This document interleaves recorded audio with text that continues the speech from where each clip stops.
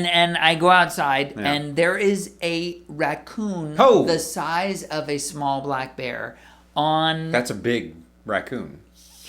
On top of the trash can, and I go over to scare. Now, most raccoons, what do? You go. They're outside. What do I do with a raccoon? They're not cornered. We'll just say, I usually try to sell it insurance. We welcome you to another episode of 3-Minute Critics.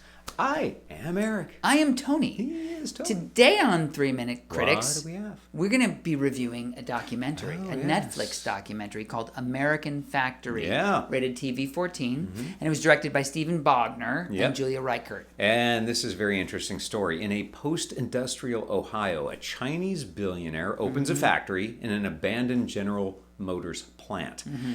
He's hiring 2,000 American workers. That's a lot of workers. Early days of hope and optimism give way to setbacks as high-tech China clashes with working-class America. Yeah, it was a clash. Boy, we got a lot to dig into. We do. Here. So we're going to put 3 minutes on the clock as we always do. Minutes. And Tony, what did you think of the documentary American Factory? Well, there's a lot here. A lot to digest. There's a lot to digest. Quite a bit. A lot of cultural differences, a lot of political issues. What's very interesting because you basically, in this film, it really exposes how the script has been flipped. Yes. We now have the Chinese investor coming to the United States to open a factory that was originally a GM plant that has now been closed. A very different story. And then re-employing some of those local Americans. Quite a few, actually. Plant. And they brought their own Chinese managers over to help them understand how to run this plant and how to create this automotive glass. There's a lot of cultural conflict that happens between the... Not at first, though. That's the thing, is you come in... Well, they're very excited. The Americans are very excited. Everybody's very excited, Yes. And that's very interesting. You have both sides coming together, and they're really excited to work with each other. And to be able to have jobs. I mean, these factories have closed down in the Midwest, all over the place in Detroit. Everybody excited to get back to work and a brand new company. They're happy to have them. But then all of a sudden you do start to see those cultural differences. And that starts to immediately create conflict. That along with the language barrier really starts to create some issues, and then we see the big differences between the American workers and the Chinese workers. To that point, there are some scenes where they show the same plant in China and how the Chinese workers work, and it's very much a military atmosphere. However, the workers in China seem to be very grateful for the work and happy to have happy to be working there. And they seem to be very focused on the work. Like ridiculous they're not, hours. 12-hour days, which we here in America seem to think that 8-hour day is a long day. They are working quite a bit more too.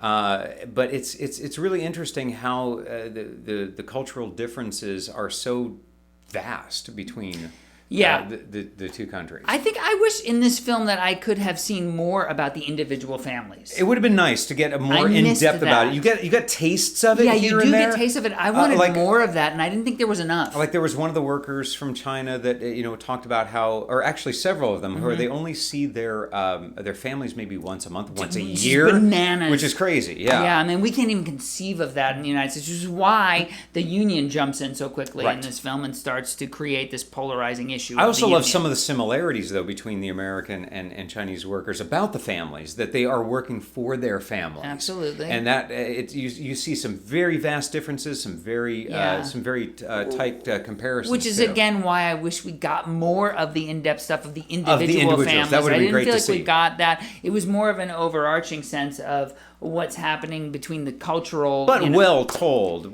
was well told, yes, it was. It was a good film. It's very... and perfect timing. There's our horny. The horn... excuse me? What did you call it? Settle down. Horn. That is our car horn. That car horn means... We're out of time for this one. That means it's time to review American Factory. And we're going to review it on a scale of 5 stars. 5 stars, yes. And Eric's going to start. I just thought this was a really well-told documentary. 2 different cultures, the clash and the similarities.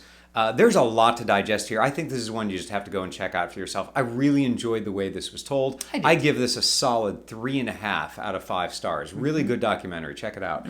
Tony, your thoughts? I thought it was good too, and I think that they relied a little too much on the obvious cultural differences. I can see that. and I felt like that harmed the film a little bit. You would like It to have could seen been more of much more interesting, and I could have gotten Yeah. into it much more as a viewer if I saw more personal stories. And for that reason, Might see I'm that. docking it half a point from Eric's score to 3 stars. That's fair. Yeah, that would have been a nice extra added touch to Mm-hmm. delve more into that. Well, that's all we have time for in this episode, but That's all we got. would love for you to subscribe right up here and check out more of our fantastic movie reviews. But until next time, we are the 3-Minute Critics. Yes, we are. Thank you so much.